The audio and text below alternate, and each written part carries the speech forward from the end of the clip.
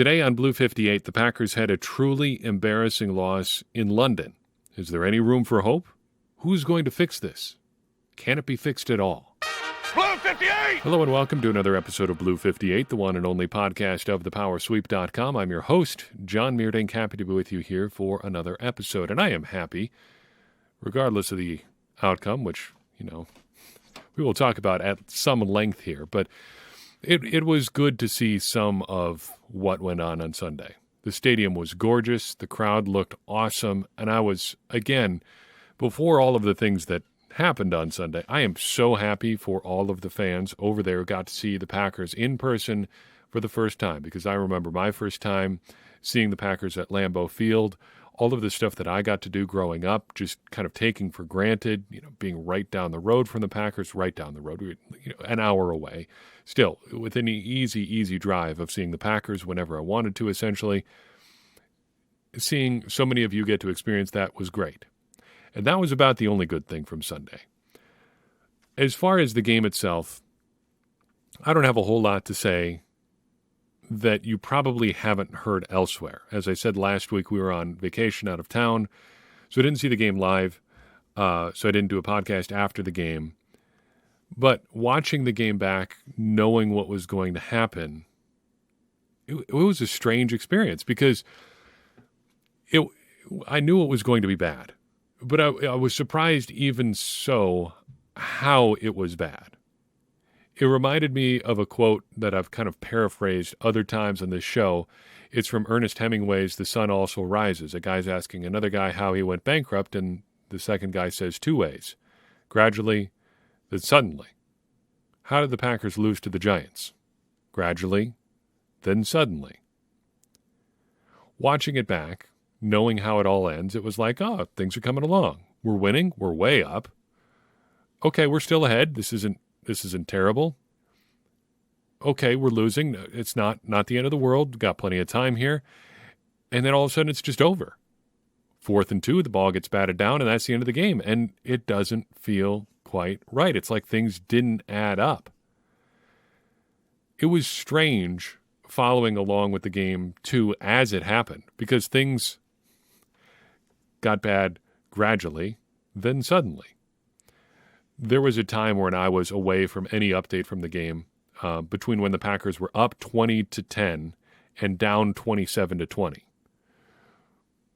You don't have the opportunity to always focus 100% on any one thing when you've got two little kids around, and when you're in an unfamiliar location, that kind of ramps up in a new way. But Sunday morning, we were out doing stuff, enjoying some gorgeous fall weather where we were at, got an early lunch, picked up a burrito, got back to where we were staying, and in between getting in line to get the burrito and getting home, that's when it went from up 10 to down 7.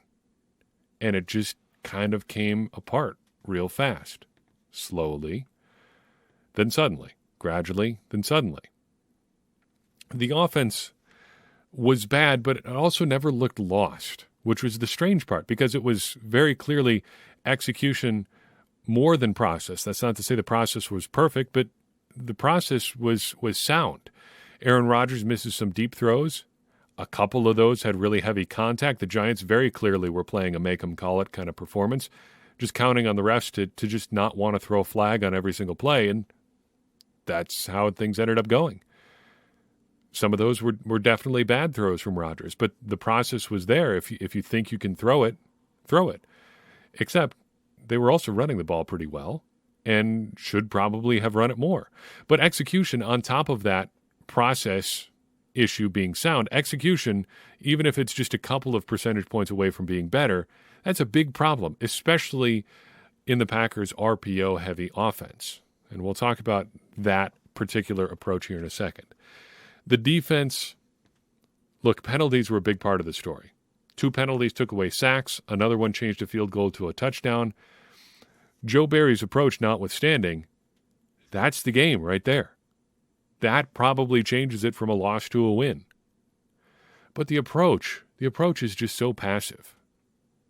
I watched things back on the condensed replay, so cut out all the dead time between plays and stuff, and it really stands out watching things back like that, how often the defensive backs were playing off because plays are coming, every 5-7 seconds, something like that. Play after play after play after play, the Packers are lining up 5 yards, 8 yards, 10 yards off of receivers, and guys are still just running through zones, unimpeded.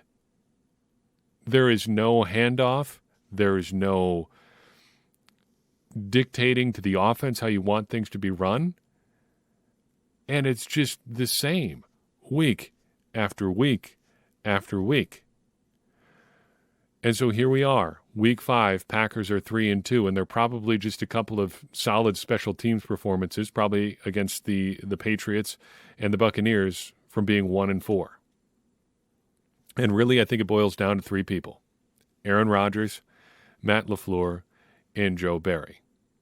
We've seen failures from all 3 of those guys, and I want to talk about them from most fixable, I think, to least fixable. And then there's a bunch of questions out there from you guys. I want to take a second and get to those about this game, because I got more questions after this game than probably any other one in a long time. But let's talk about those 3 guys first. Starting with Aaron Rodgers. There are a lot of problems here. 3 big ones come to mind for me. First is the accuracy on deep balls. He's just not executing. And it's been a trend for several years now. It used to be kind of confined to the deep left portion of the field. Now it's pretty much everywhere. He does not hit deep balls consistently, and it doesn't seem like a can't thing.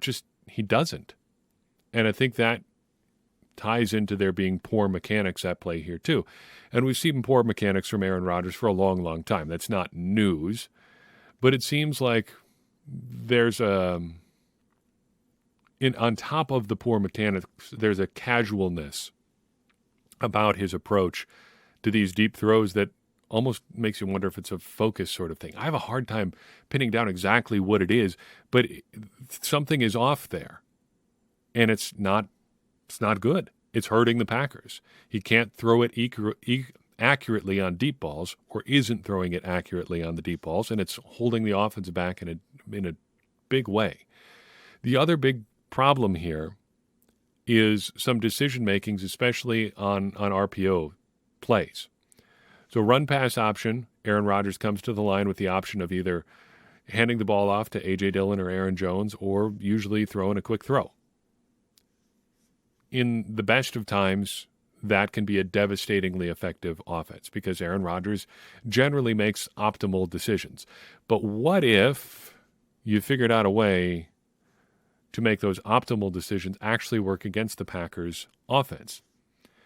Wink Martindale seemed to have solved that, and that's been generally, I think, the trend for defenses this year, broadly speaking. Because what you do is, if you want to force Aaron Rodgers into a suboptimal decision, you take away the Packers' run, so you put however many guys in the box it takes to make a run-pass option lean pass, so take away the run portion of the RPO. Then you back off and just prevent any run after the catch. Get him to commit to the pass, make the checkdowns all there is. And so the Packers just end up in kind of the spiral of death, check down RPO offense. Are there fixes there? Well, you hope Aaron Rodgers gets a little bit more accurate on the deep balls.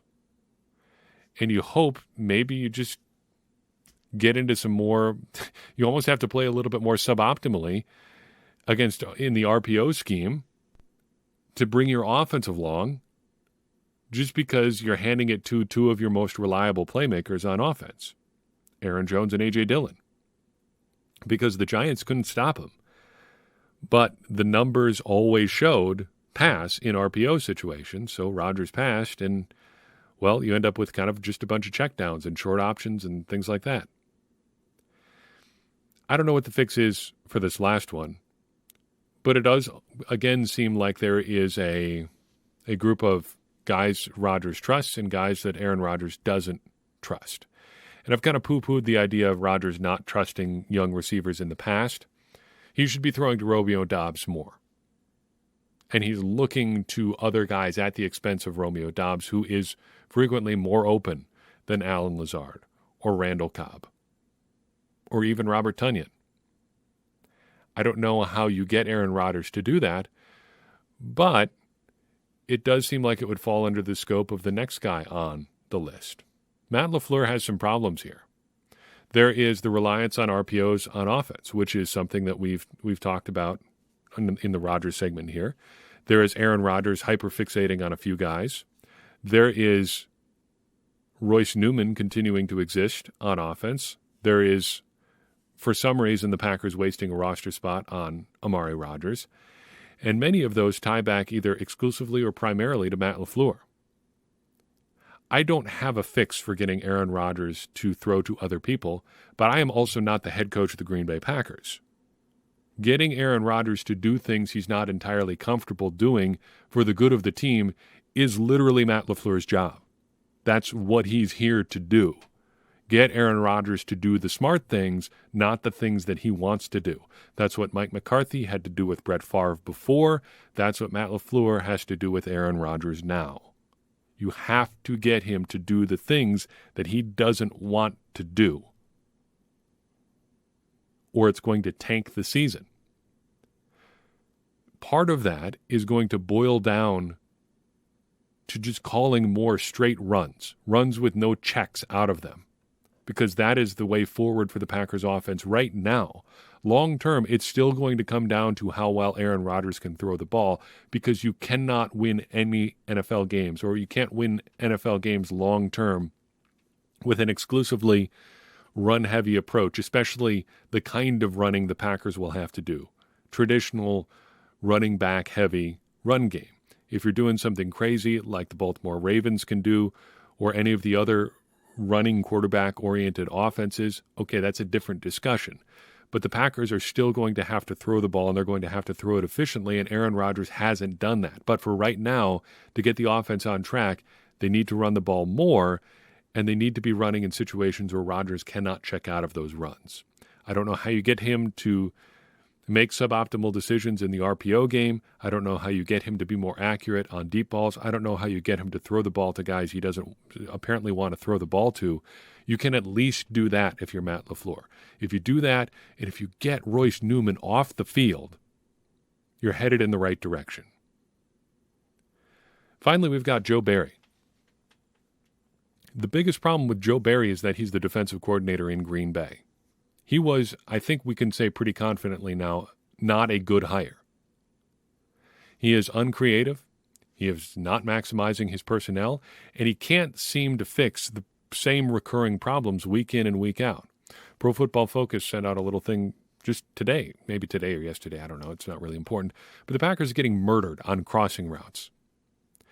And yes, that comes down to player execution, but if you can't get your players to execute now in week 5, whose problem is that? We know it's not a talent problem on defense, because Jair Alexander has played well. Rasul Douglas has played well. Eric Stokes has played well. Adrian Amos has played well. Darnell Savage, though not playing particularly well now, has played well in the past. Devondre Campbell has played well. Quay Walker has played well at times this season. If you can't figure out how to make it work with that personnel grouping, it might not be the personnel. Even if the personnel aren't executing as they should, if you keep having the same problems again and again and again, when does it stop being about the people on the field? I don't know how you fix this in season. We just know it's a screaming huge problem right now. And we also know that there are times when the Packers defense has played well or can play well. If you look at even early in the Giants game, the Packers defense was all over the field. They were stopping runs before they started. The Giants passing game had no chance early on. What changed? Same guys are out on the field. There were no major injuries. Was the offense for the Giants really that different in the second half from the first half? I doubt it. Why do these same problems keep popping up? Guys playing off again and again and again and again. Guys getting burned on the same kind of routes again and again and again and again. It's an execution problem the first few times. If they're still having problems executing here more than a month into the season, there's another problem at work here, and it's got to be a coaching issue. It has to be. If you can't get that fixed, how can you call yourself a professional football coach? With guys that have been Pro Bowlers, with guys that have been all pros, with guys that have all the physical tools in the world. If you can't put Eric Stokes in a situation where he can run with a guy competently, if you can't put Quay Walker in a situation where he can flash some athleticism, if you can't get Rasul Douglas and Jair Alexander lined up in situations that maximize their skills, you're probably just not that good of an NFL coach. And I think we knew that when Joe Barry was hired a year and a half ago now. Patreon shoutouts. Take a breath here before we answer some questions. Got a lot of good questions. But first, I want to give some Patreon shoutouts to Solemn John, Lucas Leipert, and Derek Depot. Each of them generous Patreon supporters over at patreon.com/thepowersweep. Really appreciative of everybody who chooses to chip in on Patreon. I do a pay-what-you-want sort of model here. I have a bunch of different levels at which you can support on Patreon, and I think that's important because I want you to feel like you are getting good value for your contributions. I want you to pay this show what you think it's worth. So if you think it's worth $1 a month, I'm grateful to have that. If you think it's $5 a month, I'm grateful to have that too. Either way, you're going to get access to the bonus content that we post and our Discord server. You'll have the opportunity to interact with Packers fans from all over the world. And I'd just be grateful for your support in that arena. I understand it's not for everybody, but if you'd like to pay what you want, I'd be grateful to have that too. So patreon.com/thepowersweep is the place you do that. Chip in any amount per month that you like. I will hopefully see you there soon. All right, questions. Again, we got a bunch of questions from a bunch of different people. I don't think we're going to be able to get to all of the individual ones here because we do get kind of hyper-specific on a couple of these down to individual players, but I want to take as many as we can here. The first one comes from James Kidd via Patreon. He says, John, hello. I have a comment about Rodgers passing on the last 2 downs going for the tie. It looked to me like watching the behind the quarterback replay, like Rodgers had no chance for those 2 passes being completed. Am I missing something on those 2 plays? I'm also getting sick of Rodgers' body language on the playing field and sidelines. Eye rolls, head shaking, grabbing his helmet, make me think Matt is not in control. Your thoughts? Body language stuff is not something I really want to get into a whole lot, but I agree. Sometimes it does look pretty bad. Rodgers not vocally, but frequently seems to, voice his displeasure in ways that are a little bit passive-aggressive, and that I can see how that would be a little bit annoying on the sidelines. Nevertheless, we don't know the entirety of the conversations going on there, so can't fully condemn or, absolve Rodgers either way. As far as those last 2 plays, I think those are pretty strict RPO situations. If you look at the last one in particular, on the broadcast replay, Josh Myers has blocked his man into the end zone by the time the ball hits the ground.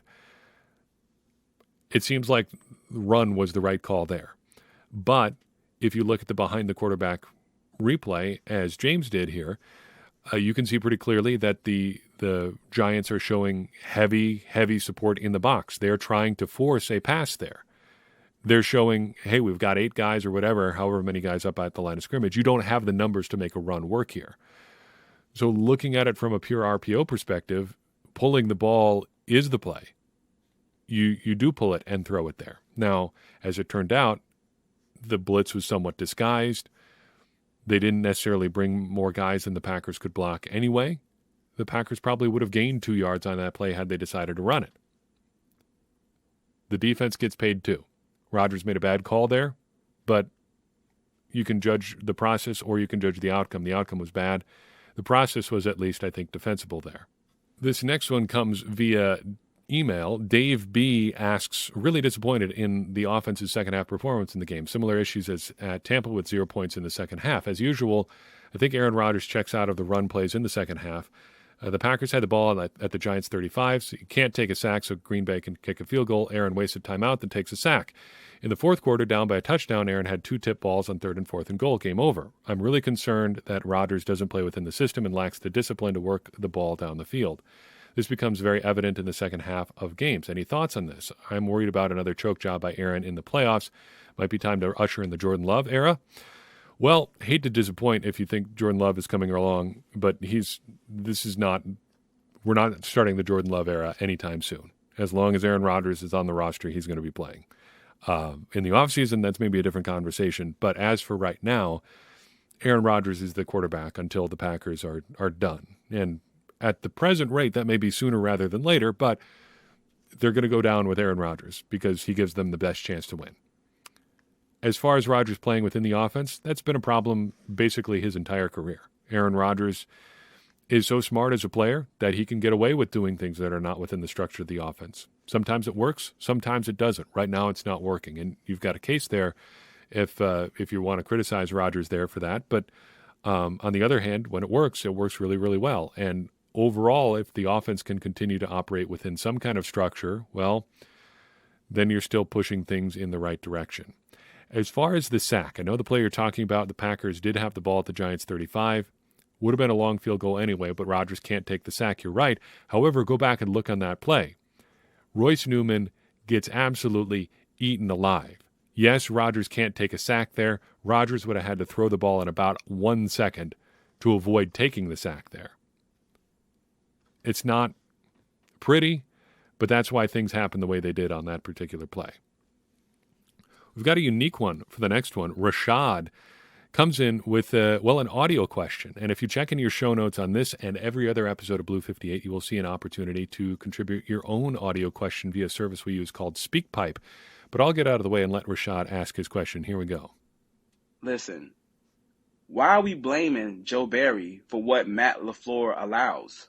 How is this man evading all the criticism? It's his team. And if he ain't in control and you're going to tinfoil hat and tell me that Rodgers is in control secretly and making all these decisions so Leflore can't do what he wants, then how good of a head coach is he if he can't get control of the ball club? I'm sick of it. It has to stop. Rashad raises some good points there, and this is part of a larger message that he sent along. You're limited to about 90 seconds on every one of those messages that you send via SpeakPipe. Rashad actually sent me 3. I picked the best 30 seconds or so there, but he lays out a bunch of good points about Matt Leflore not consistently facing criticism. In short, I think that's his question. How come Leflore never really seems to get any criticism? He does. Rashad said this in another part of his question, and I really appreciate it. He talks about how, the Packers come out, have a bad game. What do we see from Matt Leflore? Picture it in your head before I let you in on what Rashad said here. Picture in your head, what does Matt Leflore do after the Packers have a loss? He comes to the podium and he says, this is on me. I got to be better. I got to make better decisions, blah, blah, blah. He takes all the blame. And that might be true, but when do you go from taking the blame to making substantive changes? And Matt Leflore does kind of seem almost tired and worn out sometimes. Burned out, I don't know. But there's a bunch of different decisions that I think you can fairly criticize Matt Leflore for. We talk about the RPO-based offense. That's coaching. You talk about hiring Joe Barry. That's coaching. You talk about trying to stick with Amari Rodgers for reasons unknown. That is coaching. You talk about continuing to put Royce Newman out there on the offensive line despite the liability that he continues to be week in and week out. That, too, is a coaching thing. Aaron Rodgers won't run the offense how Matt Leflore wants it. Whose fault is that? Matt Leflore does deserve criticism here. There are problems that Matt Leflore has had with this offense that circle back to Matt Leflore. You can talk about execution. You can talk about Aaron Rodgers not making correct decisions. That is true, too. But if Matt Leflore wants the offense run a certain way and it's not being run that way, whose fault is that ultimately? It's Matt Leflore. And I think Rashad raises a good question here about how come Leflore doesn't seem to take questions, because I think it does seem that way sometimes. Everyone wants to blame Aaron Rodgers. Everyone wants to blame, execution or the offensive line or stuff like that. Well, a lot of those things stem back to the guy making those decisions, and that guy is Matt Leflore. Serb Packer writes in our Discord server, after this defeat, I have a million questions, but here's one. Who's responsible for drives in this game and the last game that were just passes and resulted in 3 and outs? Matt Leflore or Aaron Rodgers or both? I think now we've given other teams a recipe for how to beat us.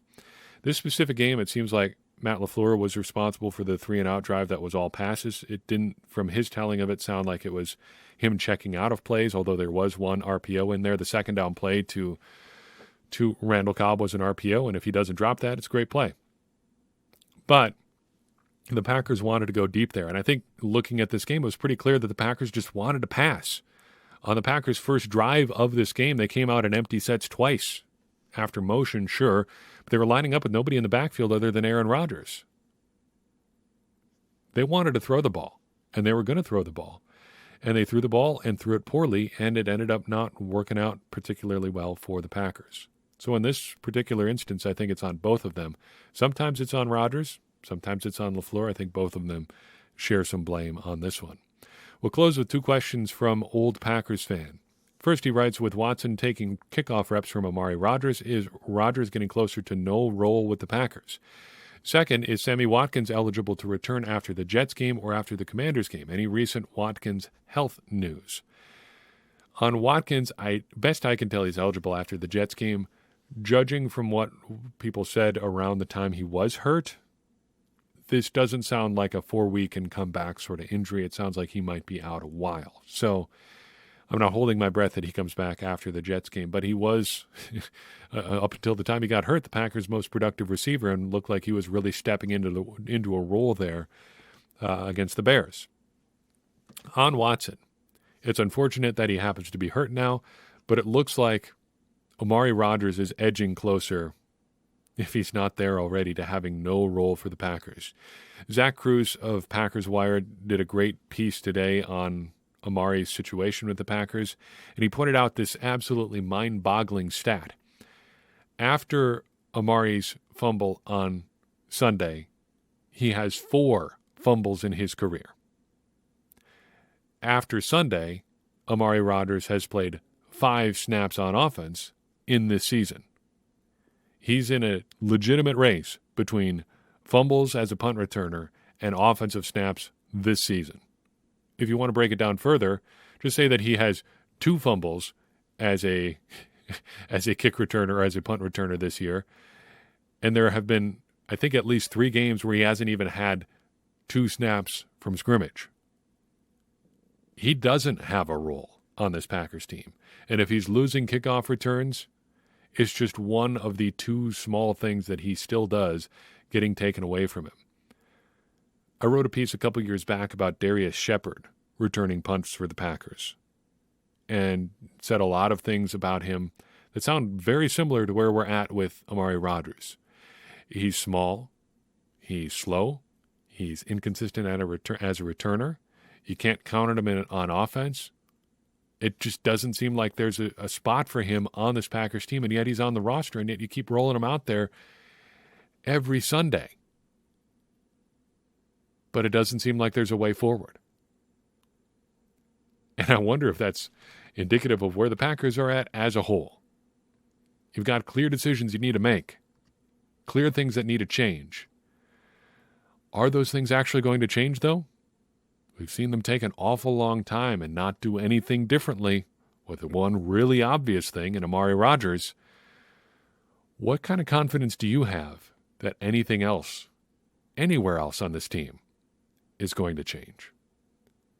That's all I've got for you in this episode. I appreciate you tuning in. I appreciate it even more if you would take a second and share this episode with someone you think would enjoy it. That helps more people find the show and gets more people involved in this conversation that you and I are having about the Green Bay Packers, this awesome football team that occasionally embarrasses us terribly. And, of course, getting more people involved in this conversation is a great way to help all of us, me included, become smarter Packers fans. And as I always say, smarter Packers fans are better Packers fans, and better Packers fans are what we all want to be. I'm your host, John Meerdink. We'll see you next time on Blue 58.